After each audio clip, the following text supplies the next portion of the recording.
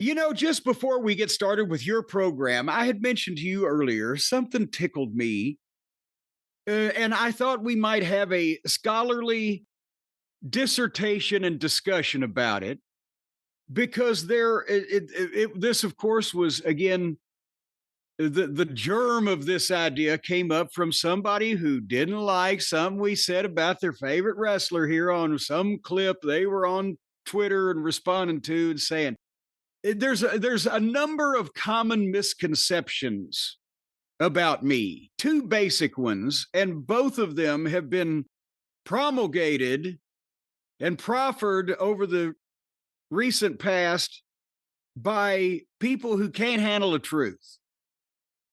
And one of them is, oh, Cornette doesn't hate Vince Russo because he's a rotten human being and the worst thing that ever happened to wrestling. He hates him because he's taken his job. They took my jobs. And he's been so much more successful, and Cornette's stuck in the past, so he's jealous. And then that sometimes bumps into the one that the indie-rific crowd likes to put forth when I talk about their shortcomings. He hates the modern wrestling because I've been fired from every job I've ever had. All my companies have gone out of business. Nobody will hire me, so I'm jealous. And then they bump together because most of the people who believe this, despite evidence, testimony of various people to the contrary, they're the children who weren't actually alive when much of this stuff took place or have just recently found out about the inner workings of the wrestling. And they just, unfortunately, they've been led down the garden path by people they shouldn't be listening to that don't have the facts and the figures and the dates, the places and documentation and things that we have here on this program, Brian. And we've told the various stories about from my perspective, why I got mad at these people or they got mad at me or whatever, this company and that company. But, I thought because the children who weren't alive, like I said, when some of this happened, and also people who have been sold a bill of goods, basically the childish minds by the childlike minds, I thought, let's examine this side by side and just compare, for example, me and once again, because it's a scholarly dissertation, I won't call him shit stain. I'll call him Vince Russo. Do we make sure we know who we're talking about? And or we might bring some of these other people in as well to see how that they have outperformed me and how all of my shit's been a disaster. But just side by side. Let's just do the numbers. Do you have a pen, Brian? Can you make check marks? Yeah, sure. Let's give me work. Hold on. Well, just if you can make some check marks. We want to keep a score here. We're trying to keep score. Okay, I'm ready. Because, again, I got another one of these tweets. Well, Vince, you've been fired, blah, blah, blah. How many times have I been fired in the wrestling business? We've gone over that in the past, but have we compared it to how many times that Vince Russo's been fired in the wrestling business? Because I can pretty much count for 3 times from the same fucking company. But now let's think about this. All of my stuff's on record. You can look it up on the YouTube channel. So we'll just basically go over the main points. But I got in the wrestling business as a professional in 1982. And except for the summer of 83, I was fired, but I don't take it personally because Ole closed the whole territory, right? So it wasn't just me. Otherwise than that, we can pretty much document, it's been public record that I was never fired in the wrestling industry for the next, what it was till 2020, 1982 until 2005 would be 23 years, right? Because I walked out of WCW and so that's the first one, right, Brian? Well, you weren't fired. You walked out of WCW. You chose to leave Yes, no, I'm saying I walked out of WCW. I wasn't fired there. So the first one would have been in 2005 with the WWF or WWE by that point. Yes, when you were with Yes. OVW, though. Yes, I was still with OVW because it was my cut. But I'm saying that's the first time I was actually fired in a wrestling business. Correct? That is correct, yeah. Okay. So there was 23 years. And Vince Russo, there's one for me, 2006, the WWE. And of course, I was still employed because I owned part of my own wrestling company. But Vince Russo started in the wrestling industry professionally for the WWE or WWF. He was writing for the magazine. So I don't think we really count that, because if we count that, then we got to back me up to 1976, because that's when I started doing the same thing, and that gets confusing, right? So let's go when he first joined the office, the creative involved in the procedure. Is that fair? So when are you counting, though? Because is there an overlap? Because Bill Watts brought him into the picture while he was still doing the magazine. That was the reason why, right? Okay, but no, he only sat in on a few of the fucking meetings. And if that's the case, and we got to back me up to 1985 when I was sitting in on the world class fucking meetings, and then it gets even more. So what are we talking? I'm talking about officially part of the creative team, 1997. 97, okay. Yes, sir. But I'm just want to make sure this is fair, but instead of muddling things up with details. And also, I'd already been part of the WCW creative team at that point. And so I'd been in the business again 15 fucking years. So Russo, starting in 1997, is involved in some type of this inner circle. And he made it through not getting fired by the WWF because he left under cover of darkness to go take the WCW deal. But then how do you look at this, Brian? Because he was sent home within the first 6 months he got there. Everybody go back and watch the documentaries. But he was sent home, but he still had to be paid because they were stupid enough to give him a contract saying that if they sent him home or he fucking whatever, he still had to get paid or he'd sue him. So that's an asterisk instead of a firing, because there was at least twice, right? To help me, you're better on historical details. Twice during that period, they said, go home and don't do this anymore. It was something like that. It sounds about right. And one time they said, well, accept our demotion. And he said, no, I'll go home and you have to pay me or I'll sue you. And then the second time they said, just go on home and we know we have to pay you, but please don't do this anymore. Now, so was. Are you counting that as one? Because it's WCW or two? Let's be charitable. Let's count that as one. Okay. WCW, one. Okay. So we're 1-1 with me with the WWE in 2005 and him with WCW by 2001. Then he goes to TNA when they open up. Wait. What? Didn't he go back to WWF for like a couple days before that? Or was that after that? I thought it was before that. Was it? Okay, well, it may have been before or after, but then let's mention that one. Vince has set in motion the operation to bring him back. And his first day of work, he met with the writing team and went home, and they all went to Vince and said, if you bring this guy in, it'll either be various stages of a disaster or we'll all quit. Because they rescinded the offer and said, no, stay there. So do you count that as being fired when he never even actually got to start work? They realized their mistake. See, that's the thing. I guess I thought of it as a firing, but I was thinking of it like, okay, you're hired. We want you to work with the writing team. And then immediately they heard those ideas. Yes. So, I mean, I don't know, whatever. Was it Gewurz? Maybe. Who was it? No, it was everybody that was on the team at the time. I don't know. Was he on the team? That's what I'm saying. Wrestling people alike. I'm trying to remember who was on the team. That's what I'm asking.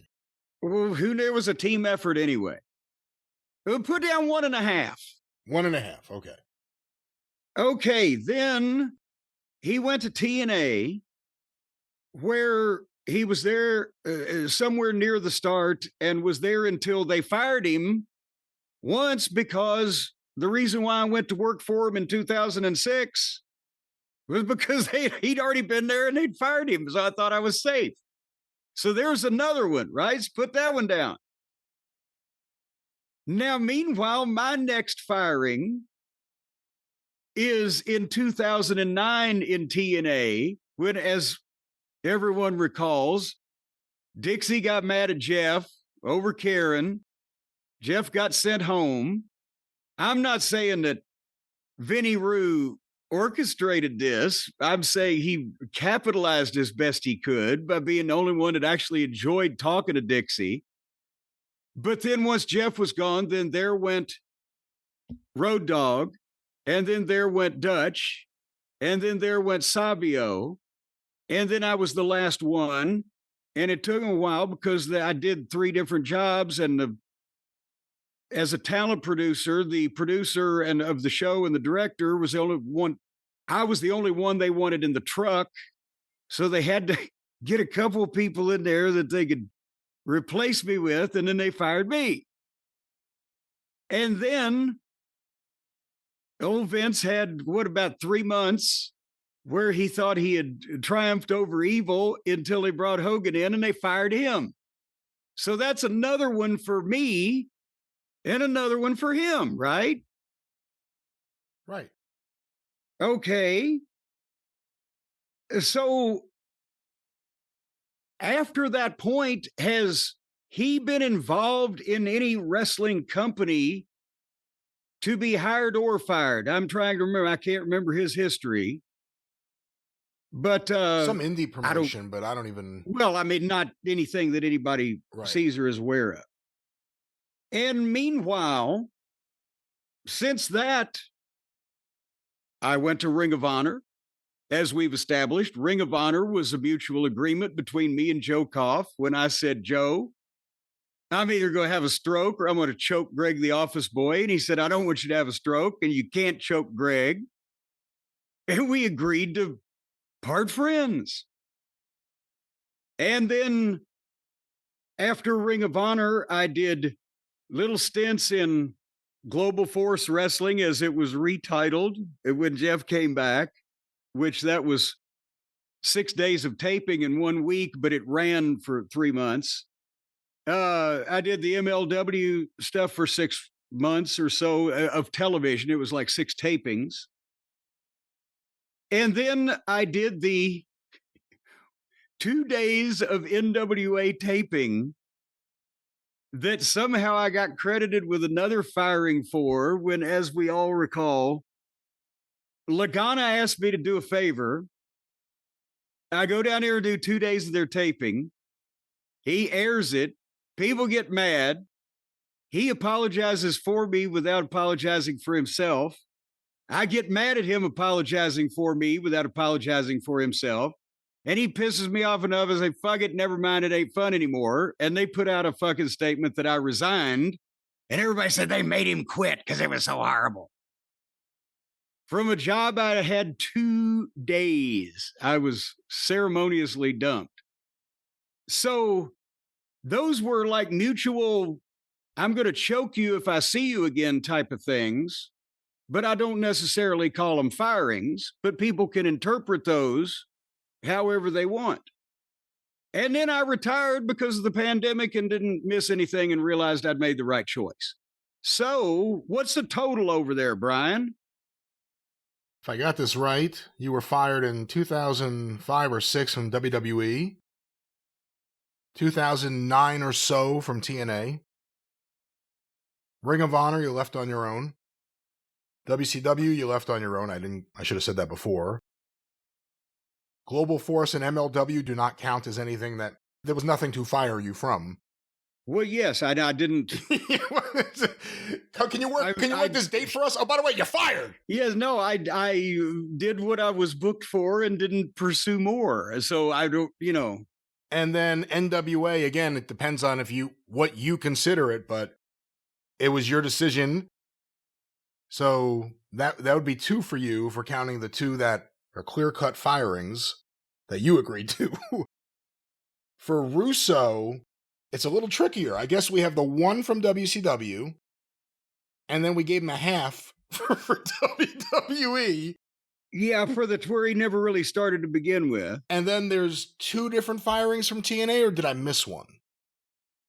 Well, no, yes, because yes, they fired him before I came and they fired him right after I left.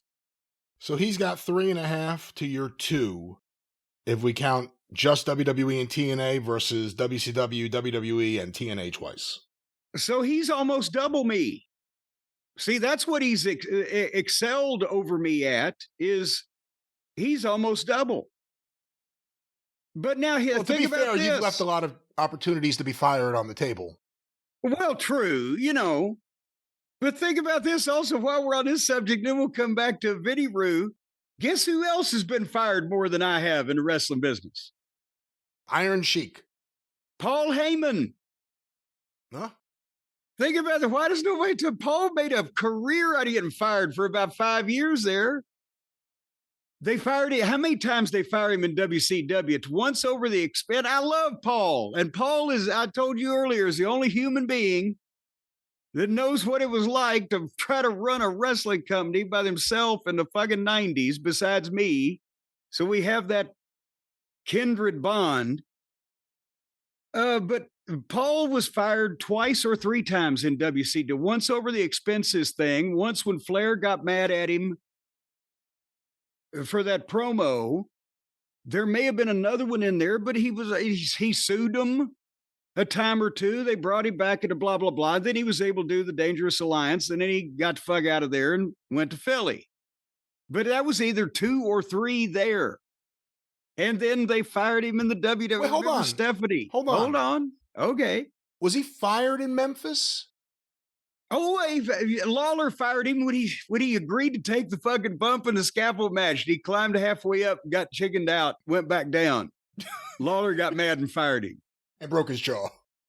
Well, yeah. But and I heard from somebody that was there, the pitch was, hey, you gonna take the bump off a scaffold like your buddy Cornette? He said, yeah, sure. And then he fucking climbed, he got about halfway up and he hung on, and I think they hit him and he took a bump off part of the scaffolding apparatus or whatever. It was on that day where he said to himself, I'll never take a bump again. And he's pretty much taking advantage of it. But so there's Memphis and there's WCW at least twice. And then there was the WWF when Stephanie got mad at him. So he got 4. He's twice as me. Why does everybody think I've got fired from everything?